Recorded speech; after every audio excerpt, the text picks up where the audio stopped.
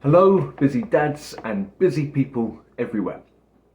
Today's video is going to be slightly different to usual, whereas most of my videos center around physical training and creating a burpee practice in particular. Today's video is going to be more about nutrition and weight loss. This is not something that I talked about on my channel, but I spent the month of January secretly engaged in a weight loss campaign which was extremely successful. And because I know that many of you are also engaged in weight loss campaigns of your own, I wanted to take this time to reflect on the things that I did over the course of the month of January, to share some of the principles that I used in the hope that they could be of value to all of you. Now, before I begin, let me say from the start that my training did not change at all over the course of January, and I am firmly of the belief that most of what you need for an excellent physique is going to come down to your diet. If you are a burpee practitioner, if you've been putting in the time with your burpees, if your form is good, the issue, and you don't have the physique that you want, the issue is not that the musculature isn't there. It's either there or it's coming. The burpees will take care of that part. The issue is that there is too much fat concealing the muscle from showing through. And so the main way to make physique changes is not to tinker with your training, as long as you're doing some kind of resistance training, and burpee training definitely falls into that category. It's not to tweak your training, but it's to pay attention to your diet. So it all started for me when I got back from England at the beginning of this year. For the last few years, I have lived in a kind of weight range between about 74 at the lower end and 77 kilograms at the higher end. I was very comfortably living in that range for the last few years. If I got towards the upper end of the range, I might shave off 100 calories a day or so from my daily intake, and that would get me back into the middle before I knew it. And if I wanted to go down to the lower part of the range, I might shave off another 100 calories.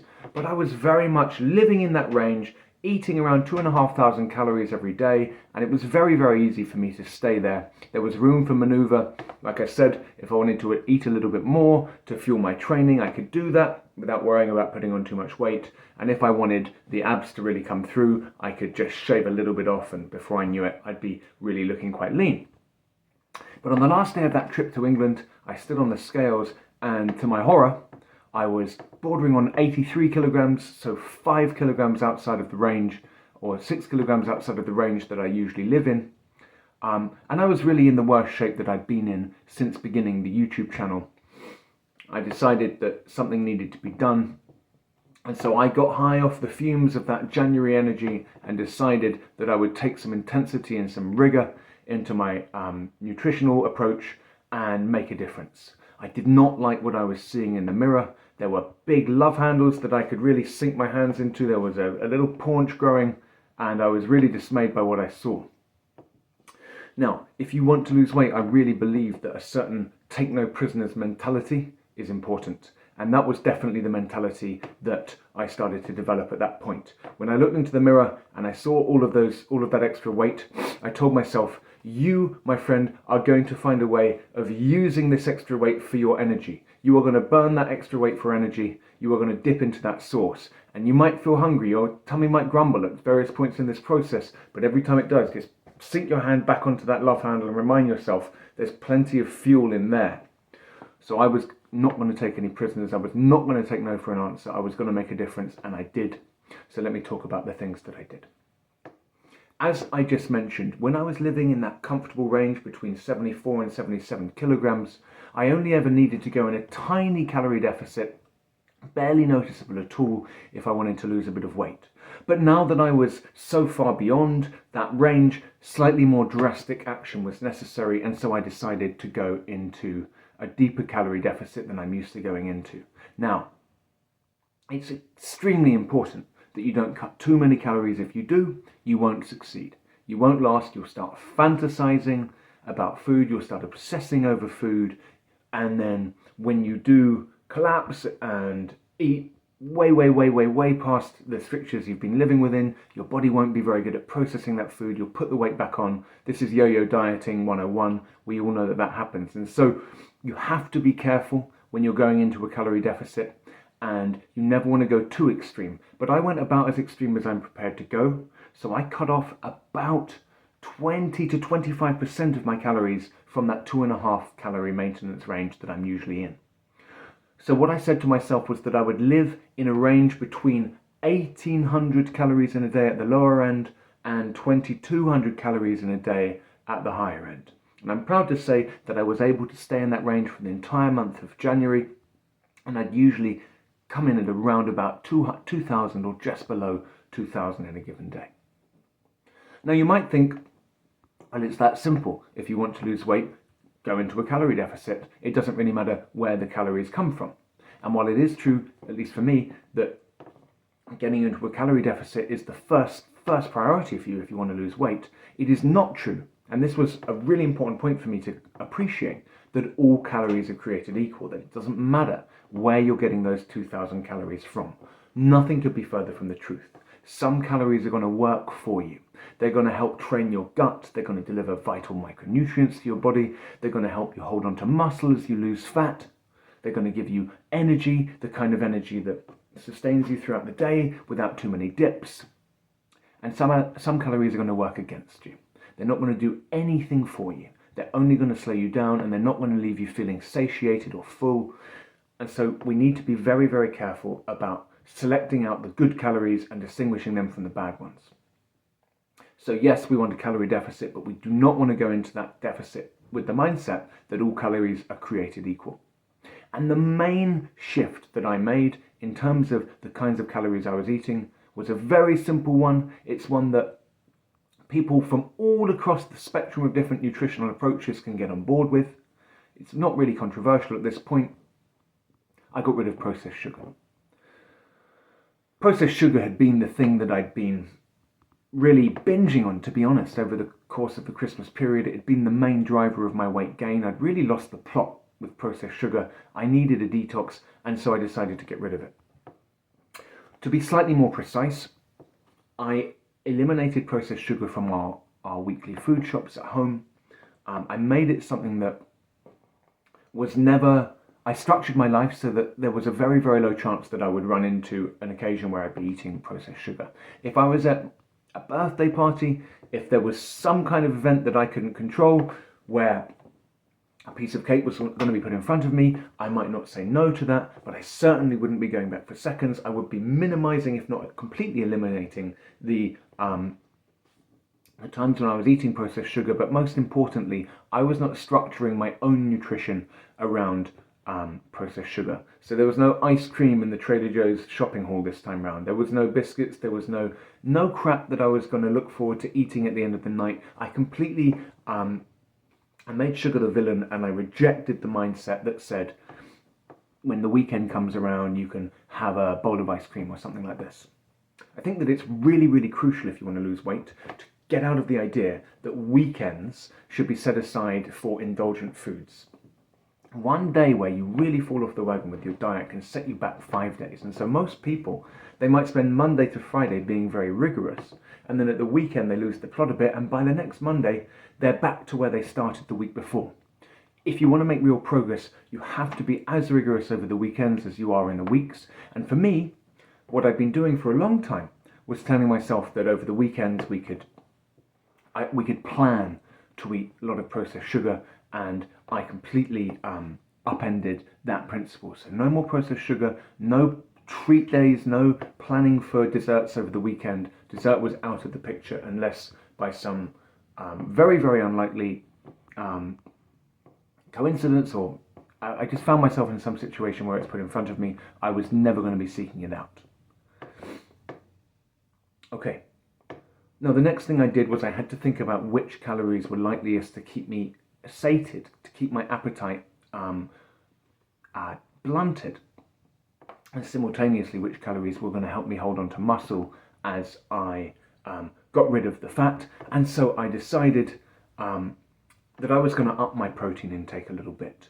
You'll know that usually I'm not eating too much protein.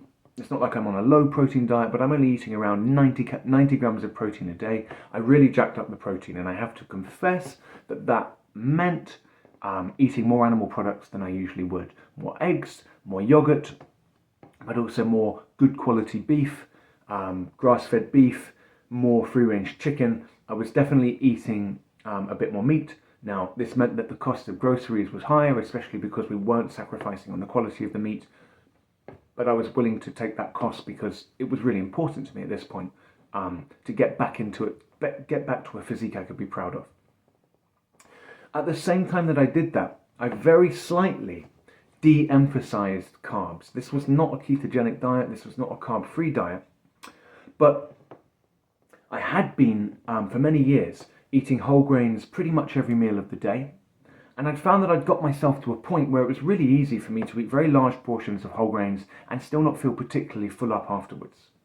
Okay, so I'd eat a massive bowl of oatmeal, and then I'd eat farro or rice in both lunch and dinner, and I was piling up the calories that way without getting a real feeling of being satisfied. And so I decided that I would restrict whole grains to one meal a day, which would typically be my evening meal. And so that meant that throughout the day, I wasn't consuming much by way of whole grains. And that also meant that I wasn't consuming as much as I usually would by way of legumes. The reason being, legumes and whole grains interact together to form a complete amino acid. And so if you're not eating too much of the whole grains, you shouldn't be sourcing too much of your protein from legumes. Still, I was typically eating one portion of legumes a day, one portion of whole grains a day, but that's down from, say, 3 portions of each per day, which is what I had been doing. So I'm jacking up the protein, I'm de-emphasizing the carbs without wiping them out, I'm de-emphasizing the legumes without wiping them out, and that means that I've got fiber needs that I really need to satisfy. And so I decided to go absolutely through the roof with my vegetable consumption. I found that vegetables were extremely valuable for staying in the calorie deficit, as well for the snack time. I'd be between meals, I might be in the kind of no man's land where I've just eaten an hour ago, it's 4 hours until the next meal is scheduled for our day, and I'm feeling hungry. My mantra was, if in doubt, eat a carrot. The rule that I lived by for the month of January was that the only thing I could snack on was raw vegetables. So I'd walk around, I'd eat some celery, I'd eat some cucumber, I'd eat some carrots, I'd eat some broccoli, all raw. I'd really take the time to chew it, and by the time I was finished eating that stuff, which would usually take 25 minutes, I was so bored of the process of eating that I wasn't thinking about food anymore. Contrast that eating experience with the eating experience you can get if you shovel in some yogurt or some ice cream, or if you eat something that's just, even if it's healthy, something that can just goes in super quickly. Okay, you're far more likely to be able to take your mind away from food if you have to chew a bunch, and if the thing that you're eating, 1, isn't that delicious, and 2, takes ages to eat. And so I was eating a lot of raw vegetables between meals, and I could tell myself not only was that blunting my appetite for snacks, it was doing a great job of making up for my fiber needs, given that I was eating not as much by way of whole grains and legumes as I usually would. And I found that putting all of those principles together, it was really, really easy, not only to stay within that caloric range, but also to perform very well in my training, to make sure that my sleep wasn't being impacted, to make sure that my immune system was pretty good. I got a little bit ill, but not too bad. And so I would say that that mentality, a calorie restriction, but completely rejecting the idea that all calories are created equal, being very selective about your calories, emphasizing protein, slightly de-emphasizing carbs, and really, really hitting hard on the vegetables, as well as making sure that you stay hydrated throughout the day, is a recipe for success. The only other thing that I did was I slightly upped my fasting window. I was fasting for more like 18 hours a day where I could. I find that, especially if you have a family, the easiest way of doing that is to finish your evening meal pretty early. So we would finish eating at around about 5:30, okay, and then I would typically eat my first meal of the day, well, I'd usually have a smoothie at around about 11:30. So the way I break down the calories would usually be, I'd have a very vegetable heavy smoothie, some berries, some greens, some carrots, some water, and say something with a bit of protein in it, maybe a couple of eggs, at around about 11:30. And then I'd go through until 2. 2 would be one of the main meals of the day. I'd have a big, maybe a kale salad with a can of chickpeas, or maybe I'd have a steak with some broccoli. I'd eat that. I'd really, really enjoy that. And then I would move through until dinner. Again, if I'm getting hungry in the interim, it's green vegetables or carrots. Dinner would come round, pretty standard dinner with the family, usually with a portion of whole grains. And then calling it a day, having the power to say, okay, I might have a cup of tea now, but I'm done with eating. It would mean that every morning I would wake up already pretty deep into my fast. Every morning I'd peek in the mirror and see that my physique was getting closer to where it needed to be, and that helped me maintain. And I kept just reminding myself, you weren't happy with where you were, you want to get out of that. The only way to get out is to commit for longer than the 5-day window that I had been eating healthy within. So get out of the 5 days on, 2 days off mentality. Embrace rigor, embrace determination. Take a no prisoners mentality. Don't take no for an answer. Get your nutrition into check. Make sure that there's no alcohol going into the system, because that slows everything down. And that's the cost that you need to pay for a good physique. But I will tell you that not only will you get a good physique out of that way of living, you will get real energy levels, and you will get a consistent feeling of pride and self-respect that you are doing something that is difficult and that takes self-discipline. And that is a priceless feeling that carries over into other areas of your life. So if, like I was in January, you are on a weight loss journey right now, all power to you. Okay, be smart, but also be determined. And I hope that some of the principles that I've gone through in this video will be of use to you. I'll see you all again soon, my friends.